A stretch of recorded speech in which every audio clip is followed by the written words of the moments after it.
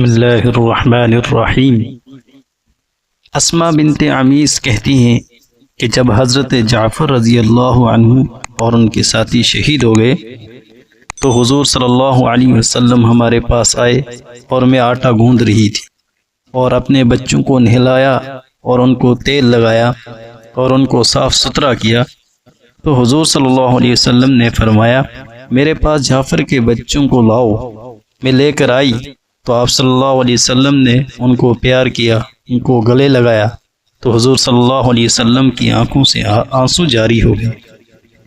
میں نے عرض کیا یا رسول اللہ صلی اللہ علیہ وسلم، میرے ماں باپ آپ پر قربان ہو، کیا جعفر کے بارے میں کوئی خبر آئی؟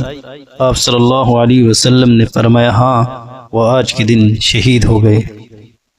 حضرت شداد بن اوس رضی اللہ عنہ فرماتے ہیں کہ میں حضور صلی اللہ علیہ وسلم کو روتے ہوئے دیکھا۔ میں نے رونے کا سبب پوچھا تو آپ صلی اللہ علیہ وسلم نے فرمایا مجھے اپنی امت پر بتوں کی پرستش کا خوف نہیں ہے، بلکہ یہ خوف ہے کہ وہ اعمال میں ریا کریں گے۔